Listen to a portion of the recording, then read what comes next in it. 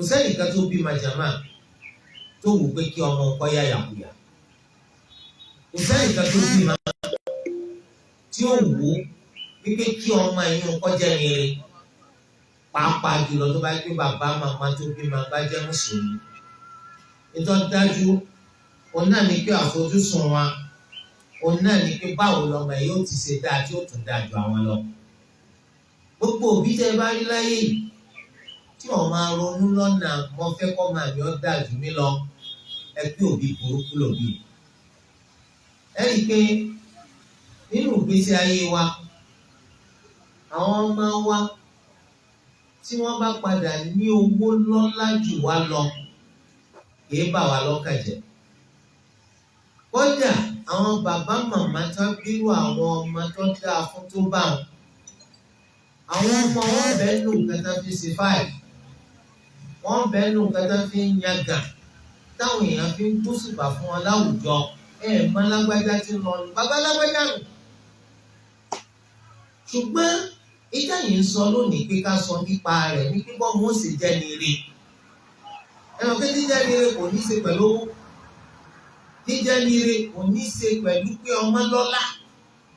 jíjẹ́ ní ire kò ní í ṣe pẹ̀lú pọ́nmọ́ nípò jíjẹ́ ní ire ó túmọ̀ sí pé ọmọ yìí dá lágbára ti Allah nínú àwọn ẹni tó ṣe wípé Olúwa fún ṣe kókó nǹkan tá a fẹ́ kéèyàn jẹ́ àwọn rí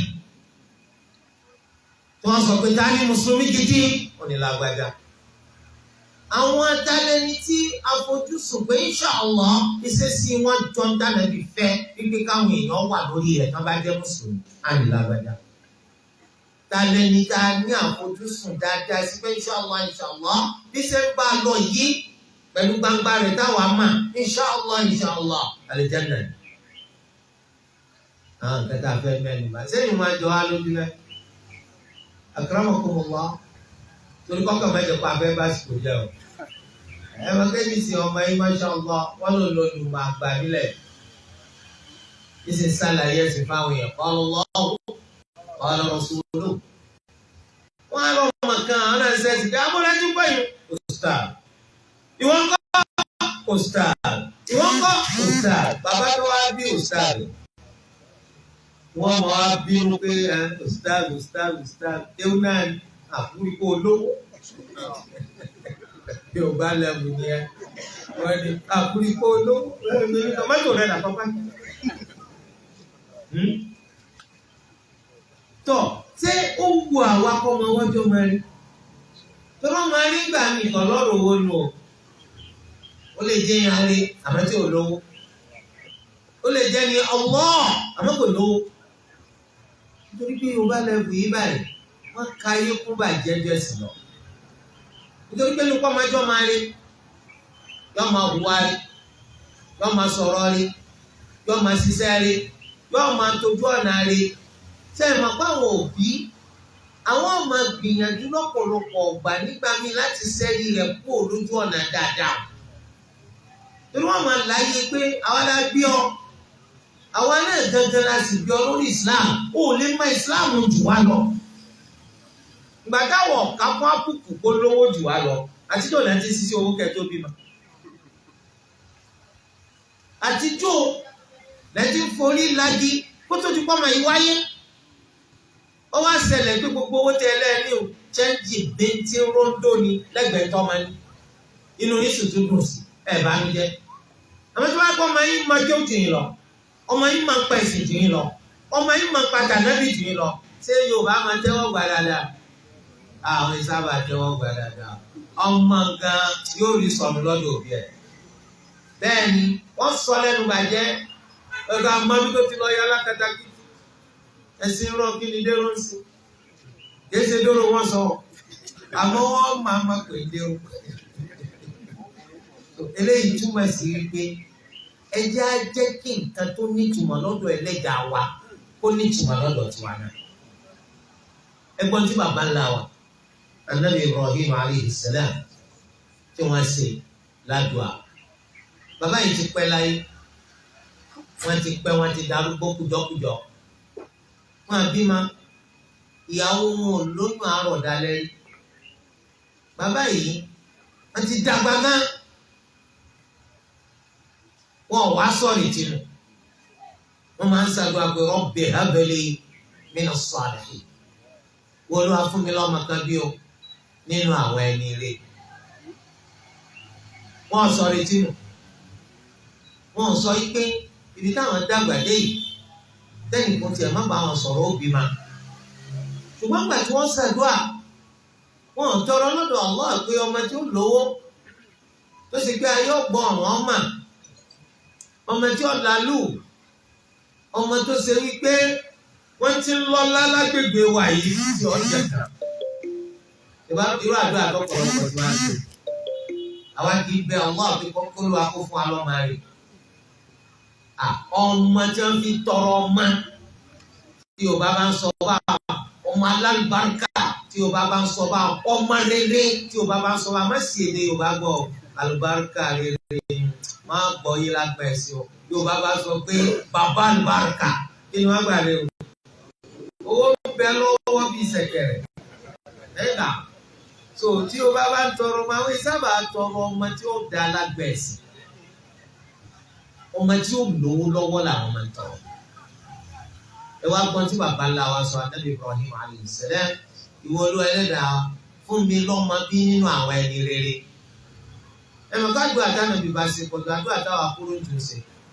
tó ti pé táwa kúrúntù náà gbà lópin ìgbà tá a bá ní èrò rere sí Allah Olúwa Ẹlẹ́dàá sọ wípé ana inda dhanni abdi bi èmi á máa bẹ nídìí tẹ́rù mi bá rò sí tó wá kí bẹ́ẹ̀ ṣe ń bẹ Allah mi rò sí Allah pé ọgbà wallahi ọgbà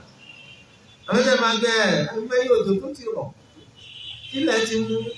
òní gbà náà ni torí ẹnìkan ò lè mú Allah òtútù láti. Ànábì Ibrahim kẹ́ Allah gbàgbà ẹ̀. Èyí náà máa kó ló wá fún wa ní Ànábì Ismaila alayhi salam. Lẹ́yìn rẹ̀ ó tún fún wa ní Ànábì Ishaq alayhi salam. Èwo nínú àwọn ọmọ méjèèjì ńlá dúà Ànábì Ibrahim ọ̀sẹ̀ lé lórí kò sí. Rabbi habli mina salihin. Ẹni rere l'Ànábì Ismail. Ẹni dáadáa l'Ànábì Ishaq alayhim as-salatu was-salam. Olúwa Ẹlẹ́dàá wọn wá gbàdúrà Ànábì Ibrahim tayọ àwọn ọmọ tó bí tààrà. Ó tún gbàdúrà àwọn ọmọ rẹ̀ àrọ́mọdọ́mọ rẹ̀. Bẹ́ẹ̀ náà mọ̀ èyí tó pọ̀jù nínú àwọn ànábì Allah lẹ́yìn ànábì Nuh alayhi salam táwọn ànábì wá láti inú àwọn àrọ́mọdọ́mọ rẹ̀. Tatúlà ànábì míì tánàbì tó pọ̀jù wọ́n wá nínú àrọ́mọdọ́mọ rẹ̀ bí ànábì Ibrahim tó bí ànábì Ishaq alayhi salam. Ànábì Ishaq tó ṣe pé nínú àwọn àrọ́mọdọ́mọ rẹ̀ lè tó pọ̀jù nínú àwọn ànábì tiwa. Àwọn náà bí ànábì Yaqub. Ànábì Yaqub ó ní Israel. Láti inú Israel ànábì Yaqub ní ọgọ́rọ̀ àwọn ànábì àwọn Banu Israel àti wá. وجعل فيكم أنبياء وجعلكم ملوكا.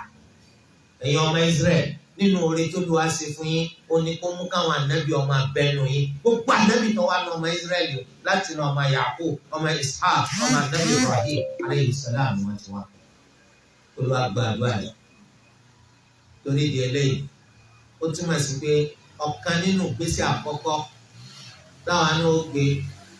táwọn ọmọ owó fi jẹ́ ọmọ rere yóò fi jẹ́ pé kó tó di pa bí wọn làwọn náà ti ṣàpèjúwe irú tàdá fẹ́ bí lọ́mọ. Á tọrọ lọ́dọ̀ Allah Olúwa fún mi ní ọmọ rere bí. Lóòótọ́ o nígbà tóbìnrin bá mú ọkùnrin tọkùnrin tó fẹ́ súnmọ́ obìnrin bá lò ní èròǹgbà àti ṣòwò àti bímọ kìí sábà sí lọ́pọlọ èkíní kejì ọkùnrin àti obìnrin nígbà náà ìpérú ọmọ wo làwa ń tọrọ. Èyí tó bá dáa jù nínú wa làwọn ẹni tó ṣe pé kó tó di kí wọ́n ṣe súnà pẹ̀lú ìyàwó wọn àwọn náà sọ pé bismillah Allahumma jannibna ash-shaytan wa jannibi ash-shaytana ma razaqtana. ọmọ bẹ́ẹ̀ èyí tó dáa jù nínú wa ní máa ṣàdúrà bá. Àmọ́ ọ̀rọ̀ pé dábàá bí ma Rabbi habli mina salihin àwọn eléyìí kéré bàjẹ́ torí ẹ̀ làwọn olùmọ̀ọ́sí sọ pé kí ló dé tánàbọ̀ Muhammad sallallahu alaihi wa sallam tó fi sọ pé wọ́n fi bud'i ahadikum sadaqa sàrà ń bẹ fún yín tí wọ́n pẹ̀ sí lára àbálòpọ̀ tẹ́ ẹ bá jọ ní pẹ̀lú ìyàwó yín nígbà tó sì jẹ́ pé ọ̀pọ̀ àìmọye wa bóyá ìdá 9 nínú 10 wa nígbà tá a bá fẹ́ ní ìbálòpọ̀ pẹ̀lú àwọn obìnrin wa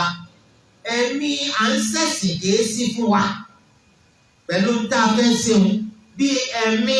obìnrin mú mi mo fẹ́ gbádùn ọkùnrin mú mi mo fẹ́ gbádùn kó o sì tún wá fún wa ládàá ẹ̀sọ̀ pé dhalika fadlullah yu'tihi man yasha nàlábì fi gbé kúrú pé ara'aytum law wada'ahu fi haram kana alayhi wizr ẹ sọ fún mi tó bá má bẹ̀rẹ̀ tó bá fi sínú abẹ́ tí ọ̀tọ̀ sí tí yóò dẹ́ṣẹ̀ àbí òní dẹ́ṣẹ̀ wọ́n ní bẹ́ẹ̀ ìdí tó ló wá fi sán lẹ́sàn. wàá ìlà ètò pọ̀jù nínú àwọn tí ń bá obìnrin lò àtàwọn obìnrin tí ń bá ọkùnrin lò àníyàn akọ́fẹ́ lọ́mọrin kì í sábà sílẹ̀ nù wọ́n. àlẹ́ ìtọ́ dáa jù nínú alọ́kànṣàdúrà pé ìwọ Olúwa gbé àṣetọ́ni jìnnà sí wa sì gbé àṣetọ́ni jìnnà sí tọ́ ọba fún wa. eléyìí tó túmọ̀ sí pé Ànábì Ibrahim ṣàdúà kọ gbígbàdúà kọ má lórí ọmọ wọn Ishaq alayhi salam ó tún sàn lórí ọmọ wọn àkọ́kọ́ Ànábì Ismail alayhi salam torí pé Ànábì Ismail alayhi salam nínú àwọn àrọ́mọdọ́mọ rẹ̀ lànàbí wa Muhammad sallallahu alayhi wa sallam ti wá ẹni tó jẹ́ wípé Olúwa ṣe ní aṣíwájú fún gbogbo àwọn aránṣẹ́. Aṣíwájú fún gbogbo ànábì salawatu rabbi wa salamuhu alayhi. bóyá nu àwọn baba ńlá tiwa náà ní bóyá baba ńlá kan ti ṣàdúà àdúrà tó ṣe bóyá lọ́rùn àwọn àrọ́mọdọ́mọ wàláhì torí ẹgbà tẹ́lu mi bá ń bú bàbá rẹ̀ tí bá ń bẹnu àtẹ́lu bàbá rẹ̀ tó sọ pé after all dáàdì kí ni wọ́n ṣe fún wa á palẹ̀ nu máa gbégbé ẹnu lọ ibi tádùá bàbá rẹ̀ gbà lé ọ lórí dé lọ bá rẹ̀ o tó tiẹ̀ náà ti wà wájú ẹ̀ báyìí ṣé àdúrà tiẹ̀ ló gbà lọ́mọ rẹ̀ lórí ni àgbépè torí pé tí kálukú náà ti wà wájú ẹ̀ báyìí bàbá kálukú wọn lè sọ fún kálukú iye ìdààmú wàhálà àti jàngbọ̀n tí wọ́n kò lórí àti tọ́jú wa débi tá a bára wa. Allah nìkan ló sì lè sọ iye pàjítà fún wa. ẹ̀rọ lómi ní sí ó bímọ ọmọ tí dọdún 8 lọ wọ́n sọ pé ọmọ bú lọ́mọ yìí àbí kí n lọ sọ́nù ni àbí kí n wọ́n dànù ni. tí bàbá rẹ bá sì ń bẹ láyé àtìyá rẹ tọ́ wá ṣàlàyé tó máa ń ṣe fún wa àwọn amẹ́rìnrín wọ́n sọ pé kí ló tí ì rí à ń bẹ ọgbọ́n àkọsẹ́ máa bá wọn ní tí wọ́n fojú tiwa rí ní lọ́hùn kí lọ́mọ tí ìwà ṣe tó sọ pé ẹ̀kọ́ ọlọ́hun ìyá náà ló máa bí ìpàdé ọmọ òfò táwa bá sọ orú ẹ̀ fọ́ yóò ṣẹ̀pọ̀ṣẹ̀ wọn lájú asánjò pè lọ ọgbáyà bòmí lọ bàbá rà rẹ̀ torí ẹ̀ ẹni tó bá rí tọrọ ń dá lónìí ó lè má jẹ́ bàbá rẹ̀ tààrà ó lè má jẹ́ bàbá tó bí bàbá rẹ̀ ó lè jẹ́ bàbá ńlá lọ́ọ̀lọ́ọ̀lọ́ọ̀ ló ṣàdúrà kan bí wọ́n Olúwa ẹlẹ́dàá wa jẹ́ kí àtìrandíran mi ó dáa àwọn àrọ́mọdọ́mọ mi gbọ́ àwọn ẹni rénu wa àwọn ẹni dáadáa tí ó jẹ́ ìrànlọ́wọ́ àti àtìlẹ́yìn tí ó jẹ́ kẹ́sì Islam lọ wájú yọwọ́ nu wa wàláhì bóyá dùn àbàbá ńlá kan lọ́gbà yìí wà lórí àwa náà kí la fẹ́ fi lẹ́jà máa àwa kúkú wà láyé lónìí àti ìkù ẹja máa ṣàdúà àwọn ọmọ tá a ti bí ẹmẹ́jà gbàgbé wọn pẹ̀lú àdúà àwọn ọmọ tá à ń tún retí ẹmẹ́jà gbàgbé wọn pẹ̀lú àdúà àwọn àrọ́mọdọ́mọ tí ó wà lẹ́yìn táwọn ọ̀gá sí má tá a ti dé pẹ́ ẹja rántí wọn pẹ̀lú àdúà níjọ́ Ànábì Ibrahim alayhi salam ti ṣàdúà kalẹ̀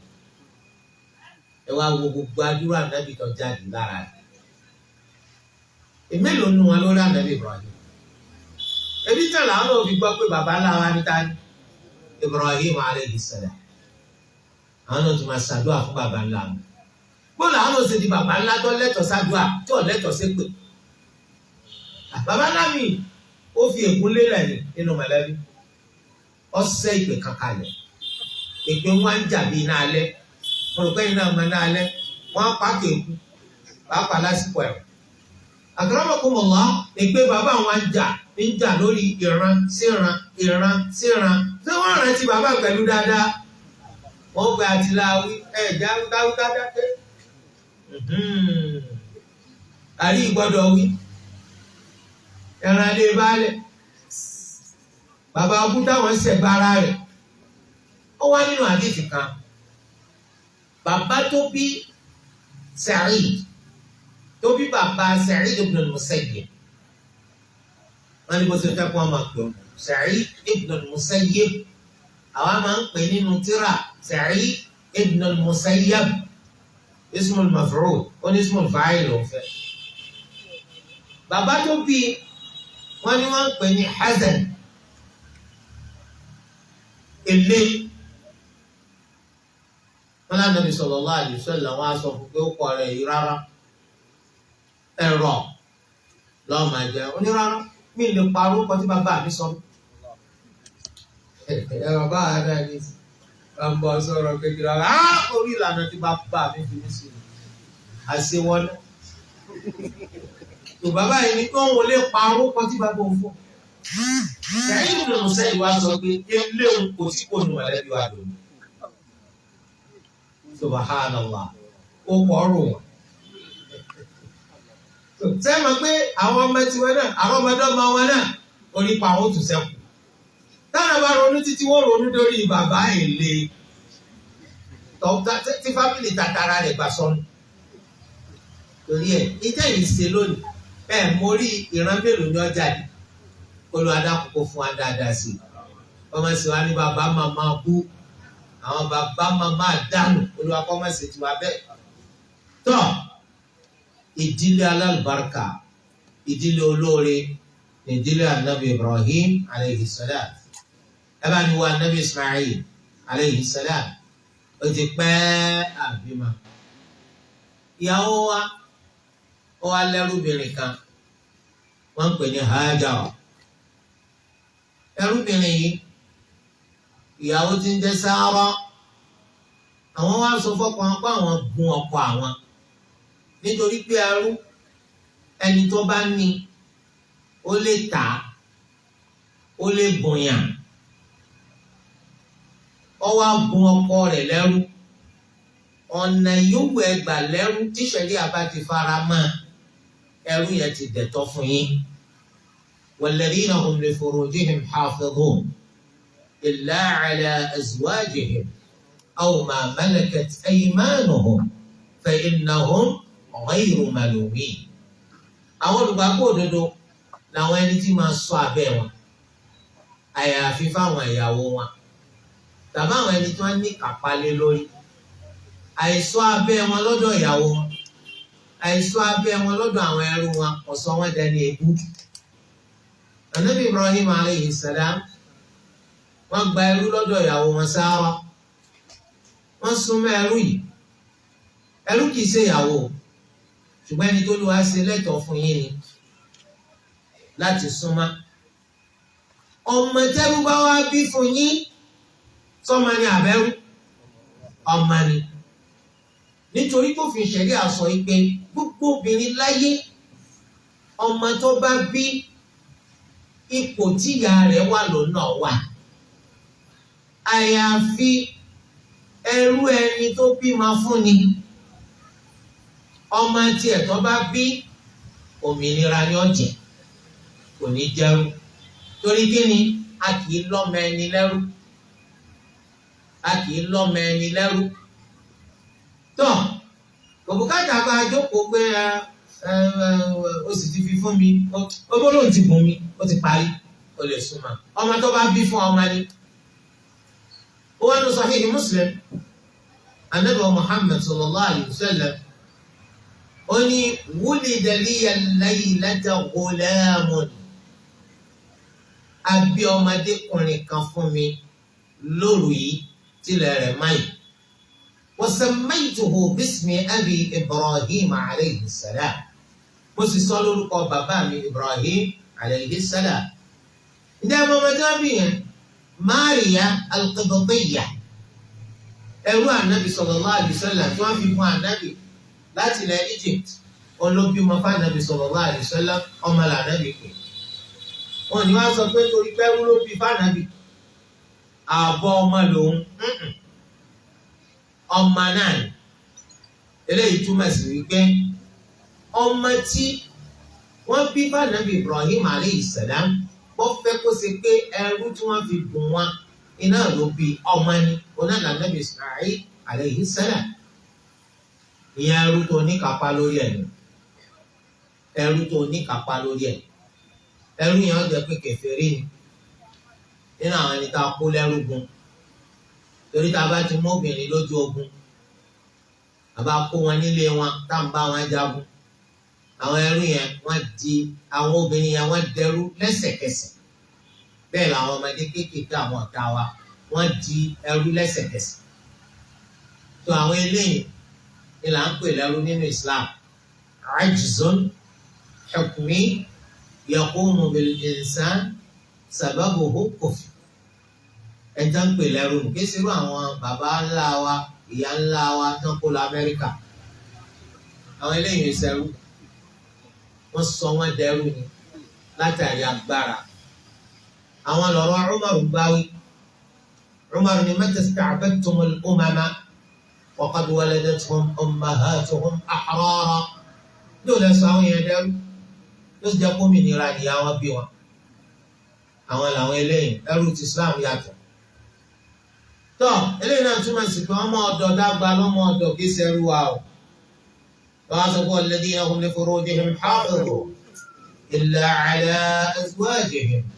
aw ma malakat aymanuhum fa innahum ghayru malumin rárá o ọwọ́ ń bá ọmọ ọ̀dọ̀ sùn kí ló ń ṣe lé olóhùn lọ ọmọ ọ̀dọ̀ ń lọ yí ọmọ ọ̀dọ̀ ìyàwó pé kí ni ó ń sáré ó ní òun bá sùn báwo ọ̀daràn ni ó ẹja bẹ̀rù Allah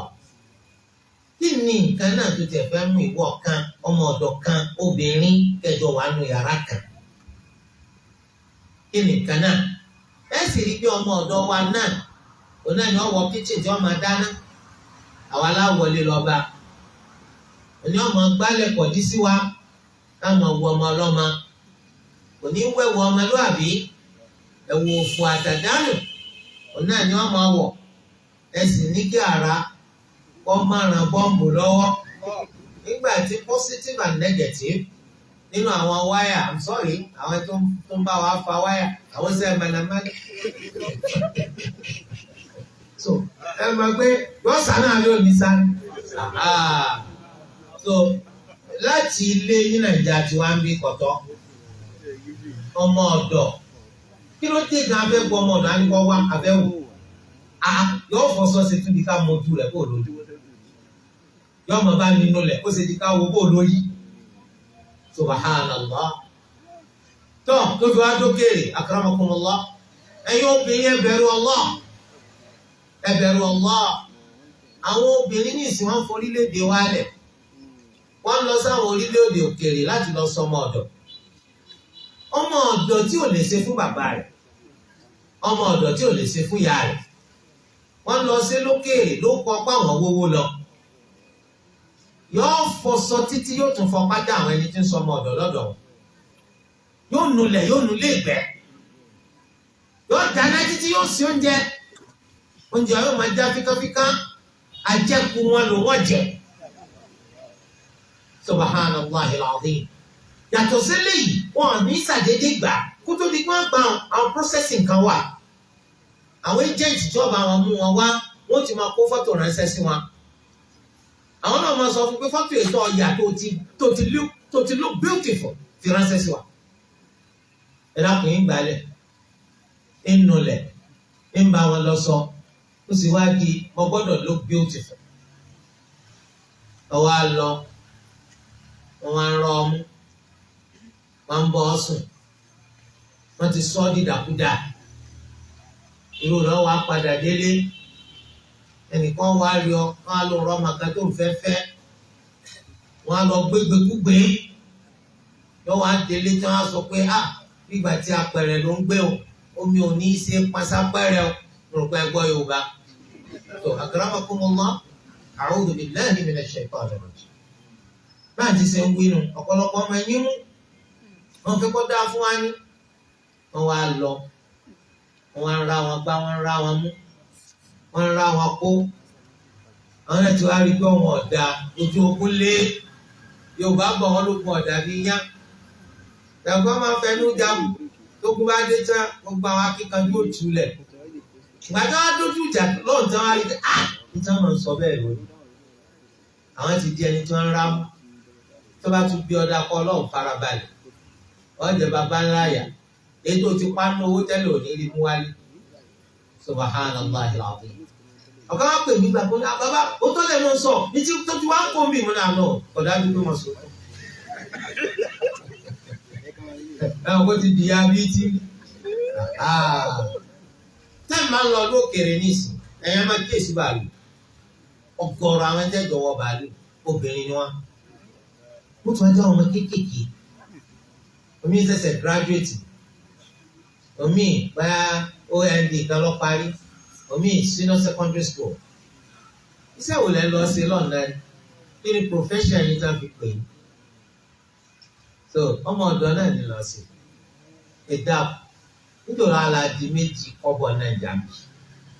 tó bá jẹ́ pé sí ọmọ ọ̀dọ́ lálọ́ máa sí àwọn obìnrin kò lẹ́sìn fẹ́ jọ máa rí wọn bá yín sùn lọ́fẹ̀ẹ́ lófò kò bá jẹ́ lẹ́la bá lọ kò bá jẹ́ lé òyìnbó alérègbè lọ sí gbàgbé ẹ̀ pàtó kúkú jáde rí ọmọ oko tó wọn mú ọ lọ kíkan wọn mú yàn lọ Mali wọn ti ń játọ́ lẹ́nu Mali ń bẹ́ẹ̀ ní ẹ̀pẹ̀ akramakumullah nígbà tó bá dójú ẹ̀ lọ́mọ awọ ẹjọ́ sàmì wallahi lómi ti há sí Libya ọgọ́rọ̀ ti há sí Mali ọgọ́rọ̀ bẹ́ẹ̀ ní Niger Republic nínú Sahara wọn lò fáwọn tọ̀ títí dé Algeria fáwọn rọ́kọ̀ ojú omi wọ̀ fáwọn bọ́ sí Italy àwọn tọ̀ láti Libya títí dé ibi táwọn ti wọkọ̀ ojú omi táwọn bọ́ sí Italy Lampedusa akramakumullah Olúwa pọ́n wa lé jù bẹ́ẹ̀ lọ wọ̀n bá ọ̀yẹ́ ká sọ̀rọ̀ àwa dẹrú Nàìjíríà tá ń pariwo àwọn bàbá wa wọ́n ní tàbá tí yọ ọ̀pọ̀lọ lómi tútù ká sọ sí gbígbóná èyí mà pa ẹgbẹ́ méjì ẹ̀ ń pariwo kódà Nàìjíríà dá gan o Olúwa dákun má bàjẹ́ o wàláhì tẹ́ ẹ̀ bá jáde ẹ̀ ní mo rí tó lọ́wọ́ sí fún wa bí àwọn èèyàn jẹ bàbá ńlá ìyá nílé ayé bì ẹni tó ti sá lọ lóyìnbó mi gan ọ náà ti wọ social media ẹ mọ̀ pé ẹ̀yin tẹ́ ti wà mọ́ fẹ́ kìlọ̀ fún yín ni o à ń rówó lóòótọ́ kì í ṣe pé à ń rówó ṣùgbọ́n ìwọ̀sí lọ́ba dé o tábà tún rówó ń tán o irú task tó fi task owó wọn gbàdájì rẹ̀ lọ́wọ́ wa lẹ́yìn rẹ̀ lọ́wọ́ ara ti bàbá rẹ̀ màmá rẹ̀ ẹ̀gbọ́n rẹ̀ àwọn náà tún sanction rẹ̀ owó èló ló ń fẹ́ mú wálé ọkàn ń pè ọkùnrin lòun ó ní ẹ̀dá kùn sáàgbàládá pẹ̀lú sẹ́tàǹsẹ̀mbì wọ́n ní sẹ́wọ̀lẹ́sì ó ní àwọn máa ń tọ́jú àwọn èèyàn nílùú òyìnbó ni àwọn èèyàn rẹ̀ ṣíṣe mẹ́tìsìn lọ́kọ̀ torí mi gbọ́ Yorùbá ẹ̀sùn ojú abẹ́ tó wá ní bí pé bàbá kan ń játọ́ lẹ́nu bàbá kan ó ti wọ jíà ó ṣe bí wèrè bàbá kan àbí òye ọ̀gá lè máa yàgbé ara báwọn omi lè máa tọ́ ara báwọn láwọn táwọn ń tọ́jú nù ó ní sẹ́ká ní àwọn bá dà táwọn máa gba aládàá mọ́ láàní ọ̀pọ̀ àníyàtù kí ni wọ́n ń gbàgbọ́ bá ṣiṣẹ́ olówó lákùngbàgbẹ́ mo ní ọ̀kẹ́rọ̀ kan wà tí wọ́n á gbé bàbá rẹ̀ ní tọ́ ara bàbá rẹ̀ ní yàgbé ara ṣé ó finú fẹ́ dọ̀ tọ́jú bàbá wọn nítorí dáa lójú náà ní pọ̀pọ̀lọpọ̀ ọ̀sà bàbá ẹ̀ tó sì ọ̀kalẹ̀ màmá ẹ̀ tó sì kó náà lọ pẹ̀jẹ̀ sí ọ lórí wàlúwàhí tó bá kó àwọn wà pò àìní rọ̀pọ̀lọpọ̀ ọmọ ọ̀pọ̀lọpọ̀ ó tulẹ̀ tó nísìnyí báyìí àwọn òyìnbó tí wọ́n ń kó gbẹ wọn àwọn òyìnbó tó ń kó tọ̀ wọn òyìnbó tó ń kó gbẹ rẹ̀ tó ń kó tọ̀ yóò tún máa sọ ẹyin jù rẹ̀ pé sínú ń bí ọ ẹ wàlá tó bá rí kó hàn lójú rẹ̀ kó fàdúró ló kó ìfọ́tí fún ọ pé you are receiving my money and you are angry. ẹ dá kó gbẹ̀rẹ̀ ẹ dá kókó làjẹ lórílẹ̀-èdè wa kò tó bẹ́ẹ̀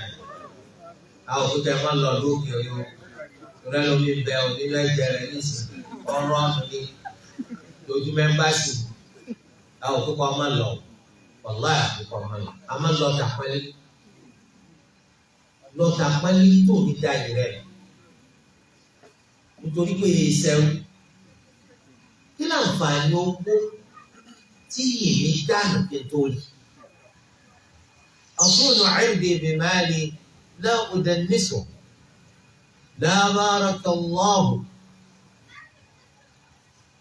lábárakàlláhu ba'da al-'urdi fil-mali máa fi yìí mi máa fowó mi sọ yìí mi ni kìí ṣe yìí mi ní fi máa sọ́wọ́ mi sọmọkẹ́ni tí ń ṣiṣẹ́ gbogbo àwọn àwòrán iṣẹ́ ìránu iṣẹ́ ìrẹ́pẹ̀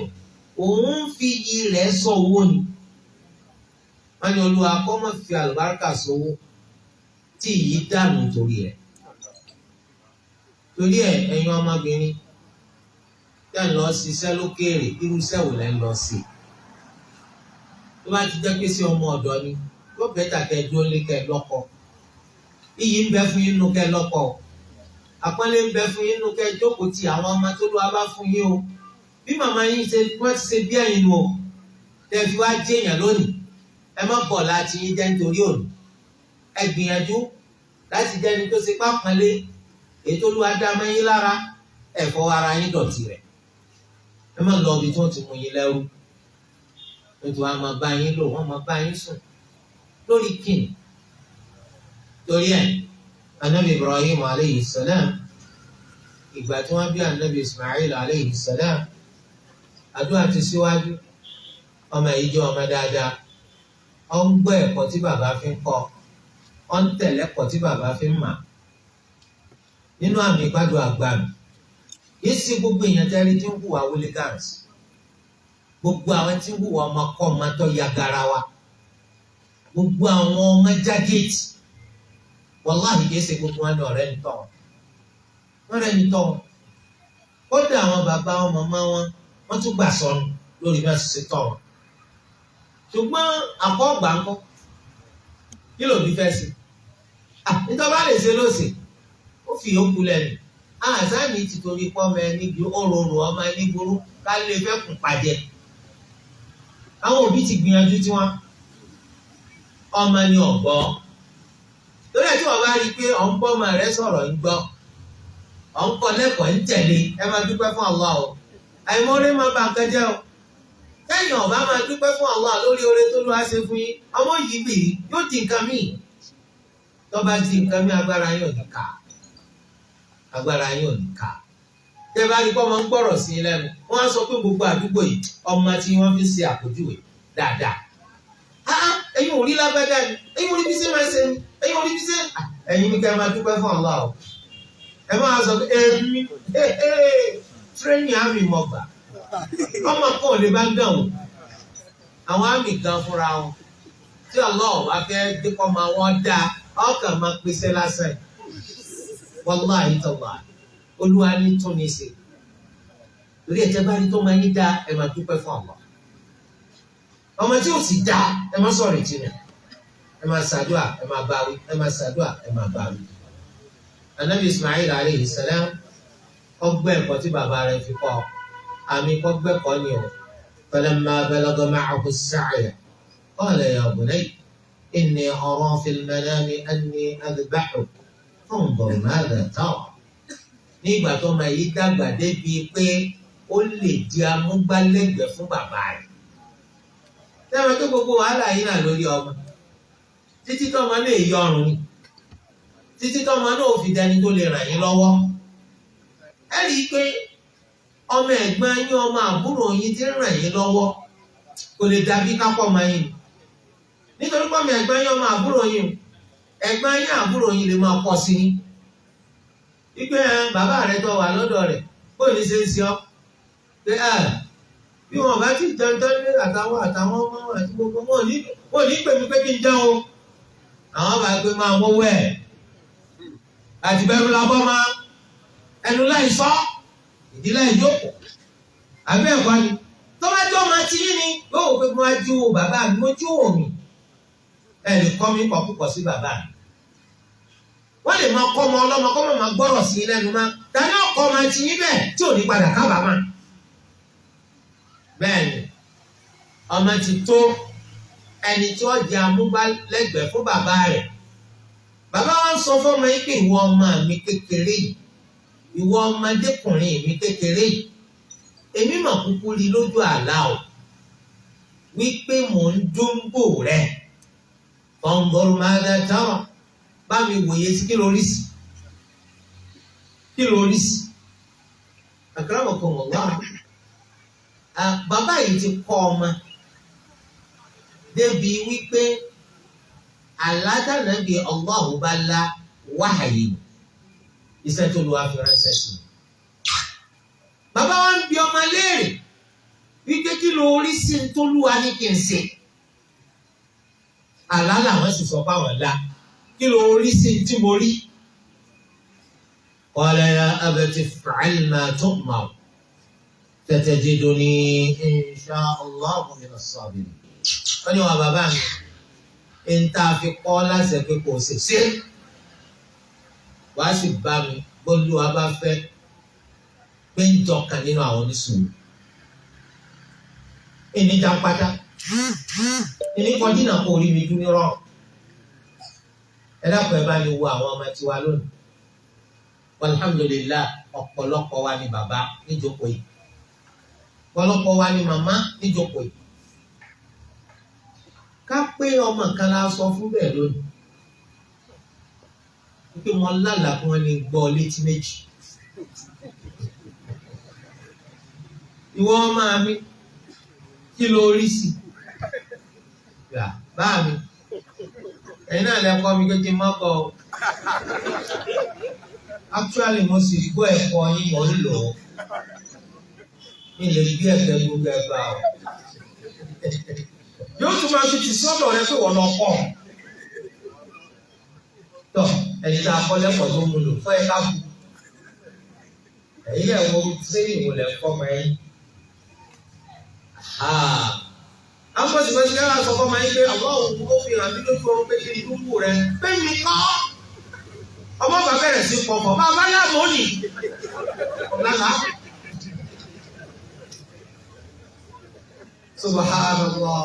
Ẹ̀wọ̀n tírénì ẹ̀wọ̀n àdúrà ti gbà. Lórí àdúrà tí bàbá yìí ṣe ọgbà. Ọmọ ìdá àgbà àwọn ọ̀gá ṣe lérò lọ. Wàhálà ọ̀dà àgbà ṣe lérò lọ. Torí bàbá kò sí lóògbé tó fún ọmọ ṣàdúrà ní wọn sọ ọ̀rọ̀ ilé ìfọ́mọ nígbà yóò wù láyé ọmọ wa pèsè ẹni tí wọ́n ní òsì. Kò sí bàbá náà. Gbogbo àbẹ̀ kú o. Ìsìn náà sọ fún ọ pé tó o bá ti kú ní ìsìn jáde náà tó fẹ́ dọ́wọ́ sí ọ̀rọ̀. Ẹ ń bá fẹ́ dọ̀ jáde. Kálukú ó yóò kó dáadáa. Lóòótọ́ àmọ́ fún àìní wà lẹ́yìn àtúntà. Ṣùgbọ́n ní kálukú ọ̀sọ̀ pé ẹja sọ̀kò owó kú lẹ́rọ̀. Owó làbùrọ̀ kájú kú. Garanti sì ti wà pé àlùjẹ́nà lọ́lọ́dà áhùn ní ìfẹ́ àpẹẹrẹ. Ìwà wo bàbá ńlá wa Ismail alayhi salam àpèjúwe ńlá ni. Bẹ́ẹ̀ ni bàbá ńlá wa Ibrahim alayhi salam àpèjúwe ńlá ni. Olùrè má dáadáa. Àdúrà síwájú ni. Bẹ́ẹ̀ ni àdúrà ni wọ́n gbà kí sagbára. Ìjọba bá ti gbé ìfẹ́ tún ọmọ yìí pẹ̀lú agbára. Ẹ̀rí àwọn tí ò ní gbọ́rọ̀ wọ́n pọ̀ nù. Ọ̀làjì wọ́n pọ̀ nù. Ẹ̀fún ẹ̀dẹ́ máa ń kọ́ gbà lóyìn. Ẹ̀lú ẹ̀dẹ́ lùlù náà. Yóò dé lẹ́kùn kan tó wọ́n sọ kò ju lùlù lọ. Ẹ wo àwọn òbí mi ìbò. Wọ́n á gbé stainless. Wọ́n dọ̀ ògùn náà sínú. Wọ́n á ní kọ́kọ́ tẹ̀wọ́. Wọ́n á gbé abọ́ǹdè lọ́wọ́. sẹ́yìn ọmọ tó bá fi lè jáde training wàláhì yóò lè ju bẹ́ẹ̀ sí lérò lọ. Wàláhì yóò lè ju bẹ́ẹ̀ sí lérò lọ. Ẹ wọ training burúkú ni nà ẹ gbiná léèyàn lọ́wọ́ wọ́n sunkún láti ní kó sẹ́jẹ̀ ẹ̀yìn lẹ́yìn training ẹ̀ wọ́n tọ́mọ bá fi lè pass training wọ́n ti sọ pé ọmọ kan yíya ọmọ burúkú ládùúgbò yìí wọ́n sọ pé lẹ́yìn tí ẹ̀ lẹ́yìn ọmọ. Gbogbo ẹ̀kọ́ ló akọ́kọ́ àmọ́ ṣe gbogbo gánà wára èyí kọ́ mọ́ da àdúà wọn lọ́mọ rẹ̀ akúrè gbogbo bí wọ́n bá kọ́ kéye gbogbo òwe tó bá kọ́ kéye àdúà nìkẹ́ náà sí ẹ máa ṣàdúà wọn náà lọ bá tó ṣe rí kí o fún ànábì Ibrahim nímà báwo fún ọmọ yìí nímà wọ́n lọ bá tó fún Sulaiman alayhi salam lápọ̀yé ọmọ àbí lápọ̀yé ẹ sì kọ́ kó náà máa ṣe Rabbi zidni ilma aláàánú ni ọmọ ẹjọ́ mọ́ ọ̀dà yìí lọ ó wu ọmọ ló fi lè ṣàdánwò ọmọ àmà ó fi lè ṣàdánwò ọmọ àmà yìí tó tẹ́ máa ń bẹ àwọn ọ̀rẹ́ pẹ̀lú àti àwọn ẹ̀rí kejì ọ̀dà ó yí padà sí dáadáa ìka lọ wa máa kó èyí kájọ ká máa fọ mẹ́kọ̀ọ́kọ́ o ilẹ̀ máa pè wọ́n ti ẹ̀yìn wọ́n ṣe nílẹ̀ yá dúpẹ́ ká má wulẹ̀ lọ agbá bẹ́ẹ̀ wọ́n láwọn ṣe àbí ẹ̀ ṣe àbá wa máa ṣe olódò lọ́ọ̀yà wọ́n máa ń kó wọ́n máa mú àtúkà gbẹ báàmù ọ̀rọ̀ sábà inú ro wọ́n lọ fún èyí mẹ́kọ̀ọ́ ẹ̀ka dúdú pẹ̀lú ọ̀pọ̀lọpọ̀ máa dúdú àti òní dúdú yóò dúdú ní lọ. Ẹ sì máa pé ìmọ̀lẹ̀ ẹ̀ wọ́n ń lọ́dà dúdú tí yóò hàn kò ní hàn ìjàgbó sì jẹ́. Ọmọ yìí Ànábì Ismail alayhi salam á kọ́ sọ̀rọ̀ tó ń gbà wá lórí. Kí ni tó lúwa ní kẹsẹ̀ lọ sí ẹ sì bá mi lọ́kàn nínú àwọn oníṣòwò. Ẹ dákun yẹn lè ṣe sùúrù lórí ẹ yẹn lè ṣe sùúrù lórí kíkísà lè yàn wọ yẹn lè ṣe sùúrù lórí kíyàn ní kàtífà tí yẹn fi sùn àmọ́ sùúrù lórí pàmò wàhálà ìṣòro tó ti gbogbo sùúrù kò sí sùúrù tó lè tó ní ìṣèlú apẹ́ nìkan dé lọ́nà ọjà kan náà lè yọ ta tí gbogbo ẹni tó bá ti wọnú àdúgbò tó fẹ́ rajà yóò tún lọ pàdé ẹ̀ ọ̀dọ̀ mi yẹn ti wá ẹni pé ẹni bá gbé fúyẹ́ ẹjọ máa fa wàhálà ládùúgbò ọjà lọmọ pẹ wà bẹ so ẹni pé wàhálà jẹjọ fa ẹni péré níjọ tó ń tì lọba wa wọjà lọba gbé bàtí òkú lọba san mára ní máa ń pọfọ ní máa ń kó kọyìn pé níjọ tá a bá pe kinní kan níjọ náà ní kinní náà dá ọ tó ń bá ti fi ọ lónìí kó o kọ wọlé ó kọ̀ ẹ́ lọ́wọ́ ajá tọmọ pépà lọ́wọ́ ọ̀gá ọgbà eléyìí máa bọ́ kò tẹ́lẹ̀ torí kọ̀ ọ̀fẹ́ kú. òjì àgbà òun pe kọ́sítọ́mù kan wá lọ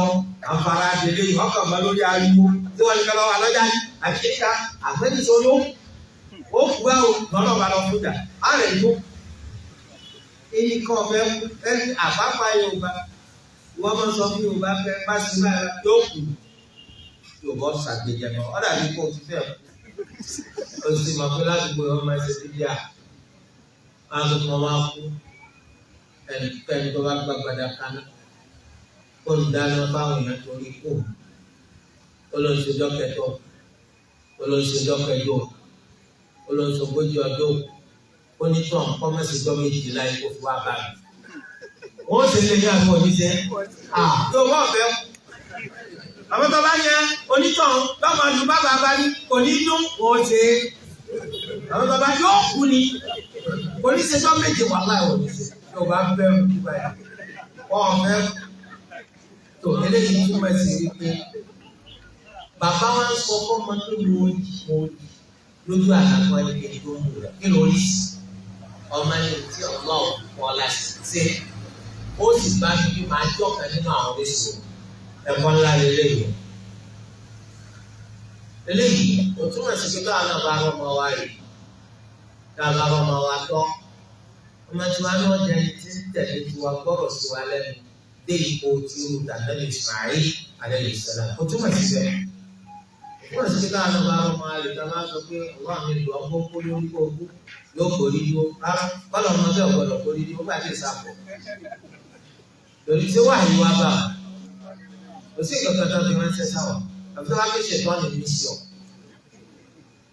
Sáà bí mi máa lẹ́yìn àtàkùn Muhammad sallallahu alaihi wasallam. Ọmọ wa sọ pé àbàbá sọ pé mo lálàá igi wọn lọ wẹ òkun láti Badagry lè tó tọ́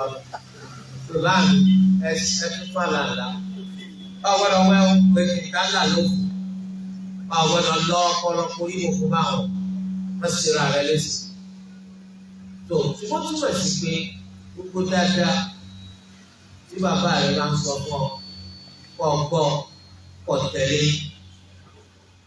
a lè lé méjì ṣe àfi táwa náà bá pọ̀ ládùá. Ama bí àwọn afáwọn ọmọ wa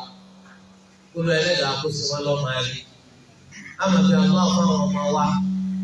olú ẹlẹ́dàá kó mọ̀ sí wọn lọ́mọ abú. Ama bí àwọn afáwọn ọmọ wa gbogbo tí ó pọ̀ nínú àpọ́njọ́ máa rí olú akọ́ má fi sàdáwò fún wa. Torí pé gbà mí ọmọ fẹ́ jọ́ ọmọ dáadáa àwùjọ ọgbà àwùjọ wọ̀dà àwùjọ ńkọ́ máa ń kọ́ púpọ̀. Àwùjọ àwọn ẹni tí ń ṣèbàjẹ́ lọ́pọ̀ ń bẹ́ẹ̀ jù. Ọmọ wa fẹ́ tó ọmọ rere ṣùgbọ́n àwọn ọ̀rẹ́ wọn jẹ́. Tó a máa wá ṣàdúrà pé gbogbo ohun tó lè pọ̀ dínà ọmọ wa láti dán ọmọ rere kó lọ ẹlẹ́dàá kọ́ mọ́ fi ṣàdánwò fún kọ́ bá wa gbé kúrò lọ́nà rẹ̀. Ẹ sì rí pé tẹ̀ máa ti ń ṣàdúrà ẹ̀yin náà máa ráyè padà ẹ̀yin náà máa rí kọ́ máa yín dáa. Tọ́ Ànábì Ismail alayhi salam nínú ẹ̀kọ́ tó náà gbà lọ́dọ̀ bàbá rẹ̀ Olúwa tún ròyìn náà bóun náà tún ṣe máa ń ṣe pẹ̀lú àwọn ọmọ tiẹ̀ àti ìyàwó ẹ̀. Olúwa ni wa kana ya'muru ahlahu bis-salati waz-zakati. Ànábì Ismail alayhi salam wọ́n jẹ́ pé máa ń pa ìyàwó rẹ̀ àtàwọn ọmọ aláṣẹ kí wọ́n ṣe sọ̀lẹ́ wọ́n sì yọ zakat. Nígbà tí ẹ̀kọ́ tí bàbá tiẹ̀ fi kọ́ tó ń mú lò ọ̀làpá lára rẹ̀ débi pé kọ́ta kú sára tiẹ̀ nìkan òun náà tún fẹ́ kọ́ ìkọ́ma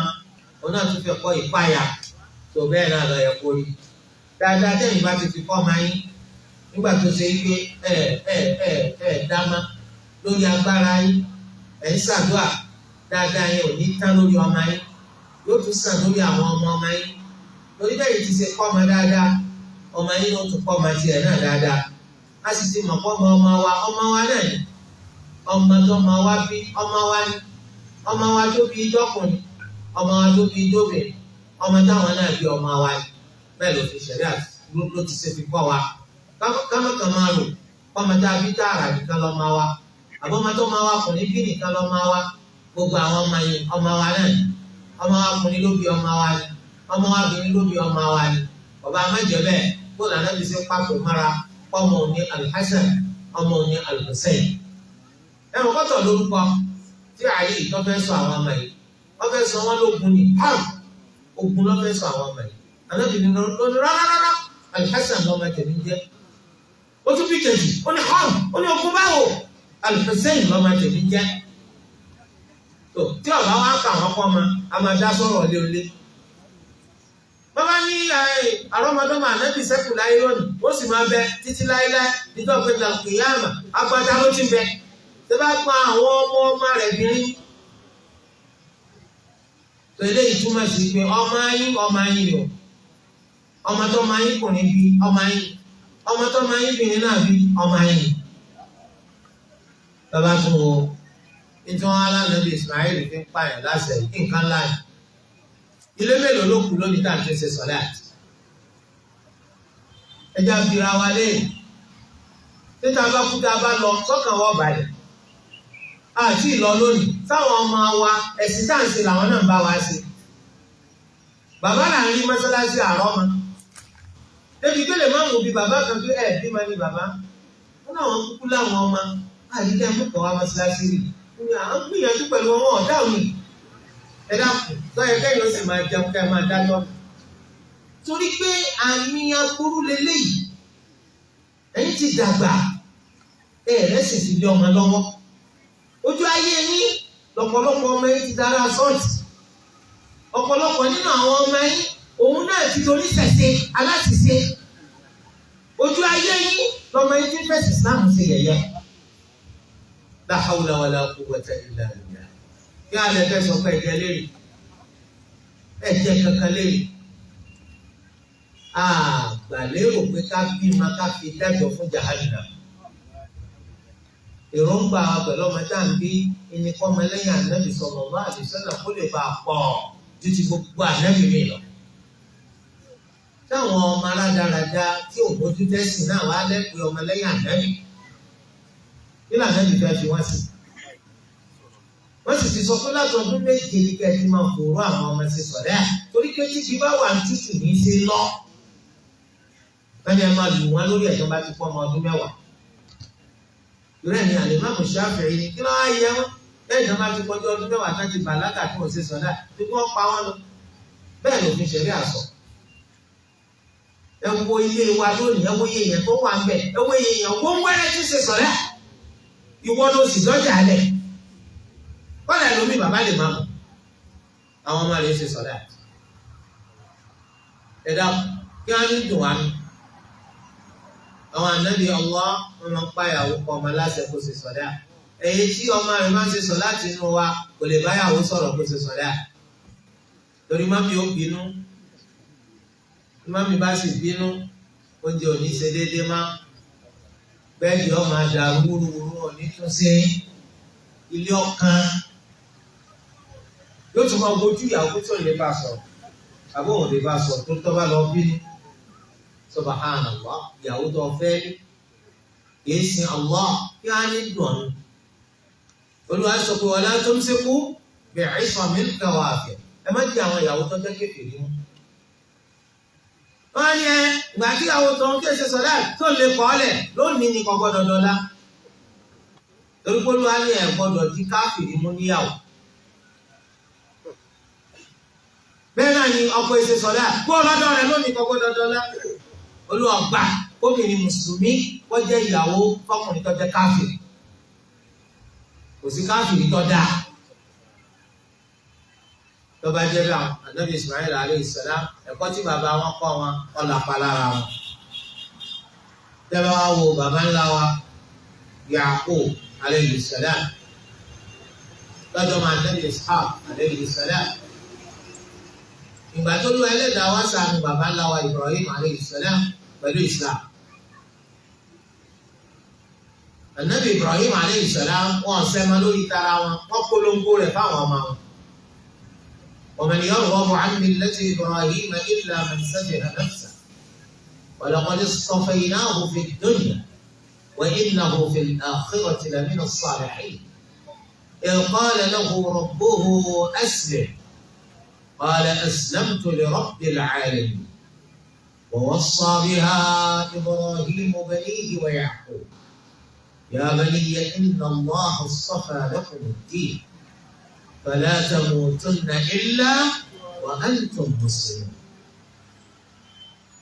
Olúwa ẹlẹ́dàá wọn ó ṣàánú bàbá ńlá wa Ibrahim alayhi salam pẹ̀lú Islam. Ibrahim alayhi salam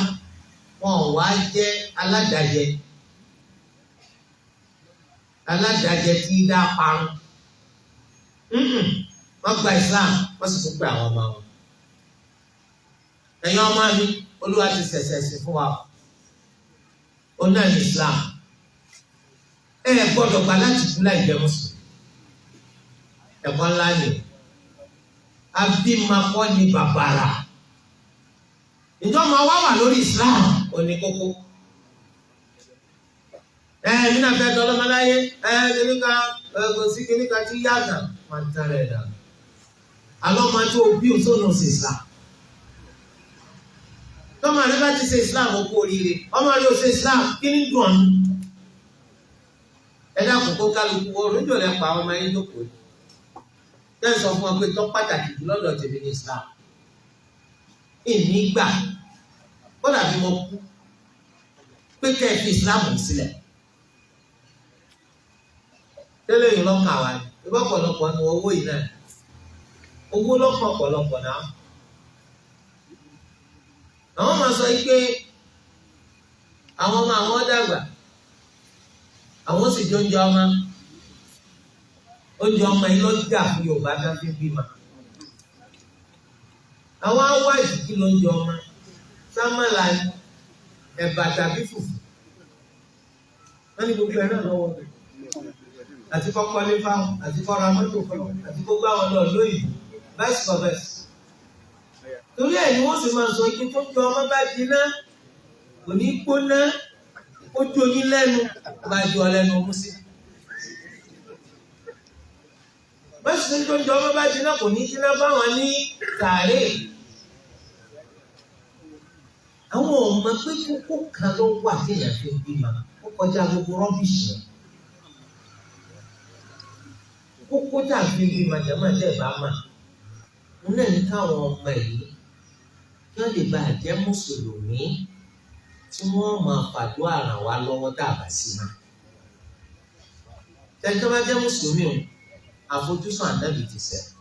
sallallahu alaihi wasallam ipò wọn fi púpọ̀ wá sí fáàlì níwájú gbogbo àlùmọ̀ ìjọ ọ̀gbìn. sẹ́ni káwọn ọmọ bá wá ń ṣàdúrà fún àtàwọ̀ ọ̀gá sí àpò òrìrì. nínú àdìsá nàbọ̀ Muhammad sallallahu alaihi wasallam wọ́n ní èèyàn tó ti kú wọ́n tún máa mú àlékún àgbéga wá fún pé nǹkan bá tún jẹ́ tiẹ̀ nǹkan bá tún jẹ́ tiẹ̀ nǹkan bá tún jẹ́ tiẹ̀ wọ́n á tún bolé lé ìtùtù wa. wọ́n á sọ pé àdúrà tọ́mọ rẹ̀ ń ṣe fún ọ ni. yìí ṣàdúrà dáadáa lẹ̀ ọ́ láwọn fún àwọn èèyàn tó pẹ́ bá ń ka yàtí ogójì o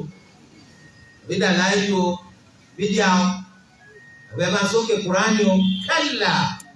ẹgbẹ́ lu àwọn oṣù fún alẹ́ kọ̀ ọkọ̀ rabbirhamhuma kama rabbayani saghira. oní àná gbàdúrà oní tó kọ́ mi lọ́dọ̀ àti ṣe wọ́n dára rẹ láàmú dànù nítorí wa kọ́ wa pé ká ṣe ní ẹjọ́ jọ wá lójú. wọ́n á kó tojúmọ́ tó ń bá ṣe sọ̀rọ̀ à kí n tó sálámà nínú tẹ̀síáwùdù ti parí màá tún rántí bàbá àtìyá mi rabbighfirli wa liwalidayya warhamhuma kama rabbayani saghira. ó tó wọn jù bẹ́ẹ̀ tí mi bá ṣe ju sọ láti ọ̀ràn yàrá ẹgbẹ́ lónìí lójúmọ́ ẹ máa mọ́ máa tún wá ṣe náfìlà ńkọ́. àwọn bàbá àwọn màmá wọn jẹ́ kí wọ́n rẹ́ni kejì fílẹ̀ láyé yàtọ̀ sí wọn tó gbádùn wọn á lọ́wọ́ sí dọ́kẹ̀tọ̀ ìdọ́kẹ̀tọ̀ ogójì ọjọ́ ọmọ akú wọn fi ilẹ̀ ṣàyè. tó bá gbàdúrà nǹkan bá wúlò kó sì wúlò tọ́ra dáadáa lẹ̀. Ànábì sallallahu alaihi wasallam kọ́nà tó wá gbàdúrà àti ilẹ̀ ń ṣe bẹ́ẹ̀ kò wúlò kátó gbàdúrà dáadáa lẹ̀ náà ló tún wà bẹ́ẹ̀. tọ́ tó gbàdúrà ti sọ pé man amila amalan laysa alayhi amruna fa huwa radd. ẹni tó bá ṣiṣẹ́ kan tí èsà wọn apá láṣẹ kó sí bẹ́ẹ̀ á dá padà fún. tọ́ tó bá jẹ́ gbàdúrà tí tún máa gbà ẹ wo bí tó ti dọ́ máa mú. bàbá rẹ ti lọ sẹ́wọ̀n kó kú mi ti bẹ́ẹ̀ sáré ní só ti lé lẹ́gbẹ̀rún ọdún. àkìyàmọ̀ ti dé bàbá rẹ ti wá lọ ẹ wá ṣàdúrà ọjọ́ kẹta ẹ ṣètò ọlọ́jọ́ kẹjọ ẹ ṣètò lógójì ọjọ́ tó ti fún àwọn ibi tẹ́ ti ráwọn ọjọ́ tọ ẹ mọ̀ pé túmọ̀ rẹ̀ ní pé lẹ́yìn rẹ̀ ó ti bọ́ wọ́ wọ́n sẹ́yìn o wọ́n máa ṣàdúrà wọn pé ọmọ á ṣe irú ẹ̀ fún ẹ o àbí ẹ̀kọ́ ní pé ọmọ á ṣe ámì. Sábà kó túmọ̀ rẹ̀ ni pé lẹ́yìn rẹ̀ wọ́n mọ̀ nítorí ọba fẹ́ ṣe fún un. Yàtọ̀ sí ọjọ́ pé láti ìgbà tí o ti wà láyé o ti ń ṣàdúrà fún bàbá rẹ̀ kó tó kú bẹ́ẹ̀. Rabbighfirli wa liwalidayya warhamhuma kama rabbayani saghira. Allah sọ pé nígbà tí wọ́n bá tó kú. Àti tí wọ́n bá forí jì wọ́n náà láì tí tó lé wà ní. Tọ́ba bá ń kẹ́ wọn kó tó kú tó lé wà ní. Tó tún bá ń forí jì wọn lẹ́yìn ikú wọn tó tún bá ń kẹ́ wọn lẹ́yìn ikú wọn tó lé wà ní. Ok, wá wà tìgbà tí wọ́n ti ń ṣàdúrà fún bàbá rẹ̀. Ojoojúmọ́ ayé ni wọ́n rí dáadáa. Ojoojúmọ́ ayé ni ìyá rẹ̀ náà rí dáadáa. Allahu Akbar. Májẹ̀mú rẹ̀ kan ní káwọn náà kú mùsùlùmí dáadáa. Ọwọ́ nù nǹkan kan tán sọ nípa ẹnìkan tó ti kú. Wọ́n ní bàbá yẹn ọmọ rẹ̀ lálàá ẹni ire ni bàbá ẹni ire lọ́mọ. Bàbá ọmọ wa lálàá rí bàbá tó ti kú pé bàbá ń sọ fún pé nǹkan tó máa fi ránṣẹ́ sí wa wọ́n ṣàfẹ́kù rẹ̀ lánàá. tó bàbá yìí wá sọ pé kí n mọ nǹkan tí mo fi ránṣẹ́ sí bàbá tí bàbá mi lò ṣàfẹ́kù rẹ̀. pàtó náà gbé gbogbo ẹ̀ tó gbẹ yẹ̀bẹ̀yẹ̀ lọ́wọ́ rí pé ohun ọ̀rẹ́ ti ṣàdúrà fún bàbá òun lánàá. lọ́ba ṣàdúrà lónìí. ó tún wá lánàá lónìí. bàbá ni mo ti rọ́wọ́ rẹ̀. ó túmọ̀ sí pé ọmọ rí gbogbo ìgbà ní ọmọ ṣàdúrà fún òbí rẹ̀. ọmọ burúkú ní ọmọ tán rẹ̀ dànù. ike báyìí ṣe ṣe ẹja ṣe bá ṣe ṣe ó lè bá àbí ṣe rí. ó sì dá mi lójú pé gbogbo mùsùlùmí dáadáa ọmọ rí lọ́yẹ̀ kó jẹ́ sáwọn òbí wọn. ká máa ṣàdúrà fáwọn òbí wa gbogbo ògbà torí bí táwọn lọ wọn ní kankan tá lè ṣe fún wa mọ́. àwa lókù tí wọ́n ń wò pé kí la fẹ́ ṣe fáwọn. Olúwa kó jẹ́ ká lè ṣe dáadáa sáwọn òbí wa. tọ́ Ànábì Yakubu alayhi salam nígbà tí kú dé tí ó mú wa lọ ẹwọ ẹ̀kọ́ tó ń fi kọ́ ọmọ wọn. wọ́n bá wọn sọ̀rọ̀ ń pa pé ìwọ ń jẹ olówó gbogbo bíkíbi lọ kọ́lé sí wọ́n fẹ́ kó gun àwọn àbúrò rẹ̀ kọ̀ọ̀kan lé kọ̀ọ̀kan tó ṣe abó ní ṣe kí n tètè fún ọ lépè wọn ò gbọ́ ọmọ sọ́bẹ̀ mo sọ pé mọ́tò rẹ̀ kú púpọ̀ wọ́n fẹ́ kó gun gbogbo wọn mọ́tò kọ̀ọ̀kan tọ́wọ́n bá ti ní ṣe tètè sépè wọ́n sì bẹ́ẹ̀ am kuntum shuhada idh hadara Yaquba al-mawt idh qala li banihi ma ta'buduna min ba'di qalu na'budu ilahaka wa ilaha aba'ika Ibrahima wa Isma'ila wa Ishaq ilahan wahida wa nahnu lahu muslimun. àwọn bàbá yìí wọ́n rọ́ ọmọ kọ́ olùwàdàkùn fáwa náà lọ́mọ wa kọ́ wípé ṣe wà ń bẹ̀ nígbà tí kúndé wá bá Ànábì Yakub alayhi salam ní sọ fún àwọn ọmọ rẹ̀ pé kí lẹ fẹ́ máa sìn lẹ́yìn wọ́n ní olúwa rẹ̀ olúwa àwọn bàbá rẹ̀ Ibrahim olúwa bàbá rẹ̀ Ismail olúwa bàbá rẹ̀ Ishaq olúwa ẹyọ kan ṣoṣo ọ̀nà lámàsì ọ̀là jẹ́ mùsùlùmí. Allahu akbar ẹ̀kọ́ ńlá títí dọjọ́ ọkù ó nísìnyí o tọba ti bímọ kó tó bímọ ló ti bẹ̀rẹ̀ o ti ń ṣàdúrà kó tó di kó bímọ ọmọ ṣàdúrà kó dé Olúwa jẹ́ kí rí ìyàwó rere fẹ́ torí pé ìyá rere ló bímọ rere nígbà tí kò sí olójú tòmátò masha Allah ìníkíni ẹgbẹ́ ọ̀pọ̀lọpọ̀ ọdún wọn onírọ́mọtọ́ òun gan alára ìyákíyà ọmọ náà yọ ọmọ kọ́ma ó ti máa ṣàdúà Olúwa kó fún ọ ìyàwó rere fẹ́ ó ti máa ṣàdúà Olúwa kó fún ọ láwọn ọmọ rẹ bí láti tọ́jọ́ báyìí ti bí máa kò tún sí sinmi o lọ́rọ̀ ti fún mi àtàbọ́dún báyìí iṣẹ́ ń lọ ni mọ́ wá jẹ́ àmọ́ gbọ́ lẹ́nu rẹ kó o ṣe pé o wọ́n jẹ́ àgbọ́ lẹ́nu rẹ kó o máa ti sú mi o àwọn èsù ní ká sọ́nù àdírẹ́sì rẹ lọ́gbà wálé ayé àdírẹ́sì yóò ṣe pààrọ̀ sùúrù dọwọ́ rẹ tó ọmọ bá tiẹ̀ yí ni ẹnikẹ́ni ọ̀gbọ́dọ̀ máa sọ̀rọ̀ ọmọ tiẹ̀ dáadáa bí ọmọ sọ tiẹ̀ láì dá ọmọ aràn kan kí tiẹ̀ náà dáa títí tó bá fi di pọ́ùn wò pé ikú ló dé yìí ó tún pa àwọn ọmọ rẹ ó tún bá wọn sọ ẹ̀yin ọmọ mi tó bá lọ já síkú ẹ̀sùn wo lẹ sọ fún mi pé màá sì ti ń bá sí wa yéé ṣe pé ẹ̀kúkú ti ń ṣe lójú mi ọkàn mi balẹ̀ ó lè lójú ayé o tó o bá lọ tẹ́ wọ́n sọ pé tọ omi tuntun dé ẹja tuntun wọ̀ ẹ̀sùn wo lẹ sọ pé màá sì ti ń bá sí ma ábàbá mi àkósọ́rọ̀ ábà ń tẹ́ bá mọ̀ pé màá sì ní ẹjẹ́ gbọ́ ìmọ̀ràn àwọn tí mo fi lẹ̀. So eléyìí ọ pàtàkì tí wọ́n sì kọ́ máa ti wọlé kí ó ti dọ́ máa rí àìmọye tí lọ́ọ́ lé kíkọ́ ya counterfeit torí pé ó ń kọ́ tí ó kù síbẹ̀rù Allah pẹ̀lú wọn túmọ̀ sí pé lọ skul ọmọ abú ni àìmọye ọmọ tó lọ skul tọ́jọ́ ọmọ dáadáa torí pọ̀pọ̀lọpọ̀ àdúrà òbí ń ṣẹ lórí wọn ìwọ kùnà láti ṣàdúrà fọmọ rẹ kí náà fẹ́ kọ́ ṣẹ lórí ẹ̀ ìwọ àti ìyá ń jà ọwọ́ àdá ló ma lórí ìpè ló ṣe fáwọn ọmọ rẹ jojúmọ́ yọ ṣẹ o torí pé Ànábì sallallahu alaihi wasallam ó ládùúgbò mẹ́ta wà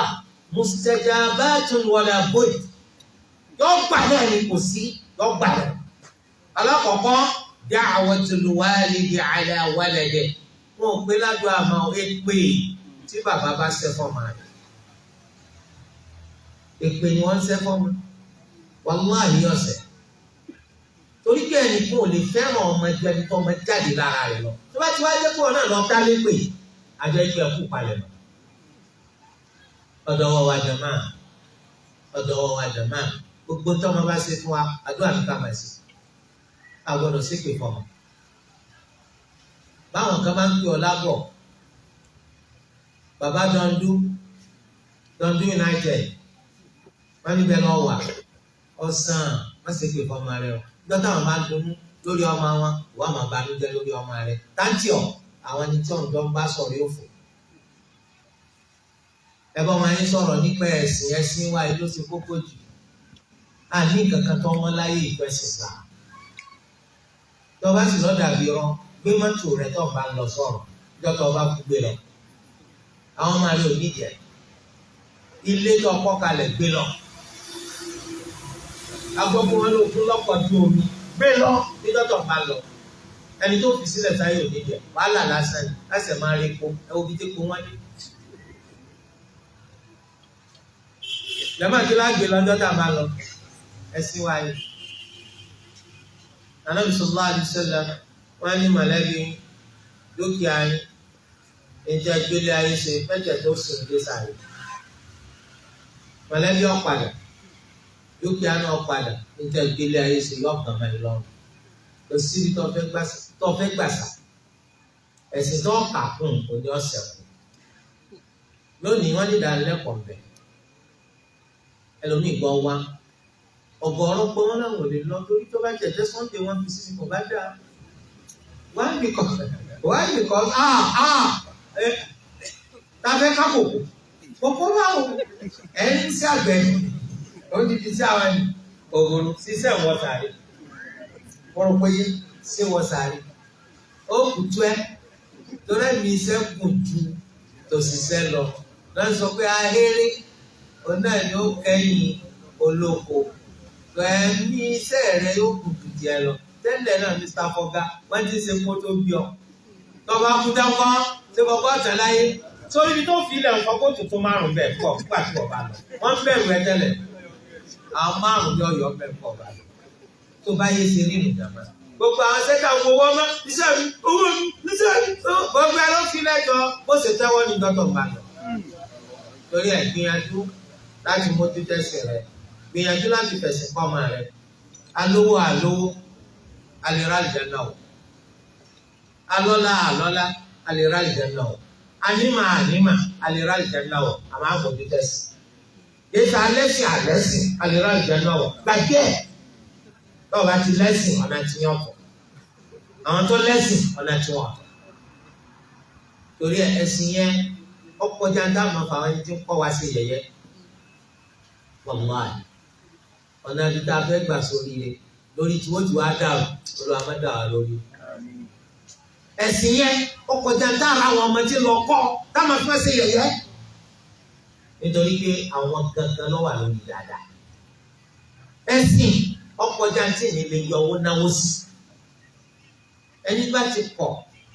láti náwó sẹ́sìn yọ náwó sẹ́sìn lórí bí mọ́sálásí ni tó bá dọ̀tí ẹlẹ́yìn gbàgbà jẹ́ tó lè gbálẹ̀ mọ́sálásí lọ ẹ gbálẹ̀ ọ̀dà ibi táyì ti ń tajà tó bá dọ̀tí kọ́ ẹ kò kú gbà eléyìí tó túmọ̀ sí wípé ẹ mẹ́jọ afẹ́sìn wa ṣàwádà wọ́n ń tẹ̀mí láago pọ́jọ́ ti lọ ṣùgbọ́n kókó ọ̀rọ̀ tèmi lónìí ó ní pé ẹ̀sìn wa ká fi kọ́ àwọn ọmọ wa ẹ̀yin ti dàgbà débi bẹ́ẹ̀ lọ lè tó má ọmọ yín ò gbọ́dọ̀ sáláì lọ lè tó dàgbà tayọ kẹ́ lọ bí ìdánilẹ́kọ̀ọ́ bẹ́ẹ̀ máa ń ṣe lọ ẹ mọ́ máa ń lọ́wọ́. sẹ́rí ẹ̀yin ọmọ ibi tó rí wà ìdánilẹ́kọ̀ọ́ kan lẹ́ mọ́ máa lọ ibẹ̀ ni Allahu Azza wa Jalla ló ti fi àfojúsùn ńlá kan sọ̀mọ́ lẹ́nu. ọmọ náà wá bẹ̀rẹ̀ sí ní rò pé pẹ̀lú àṣẹ Allah láyé èyí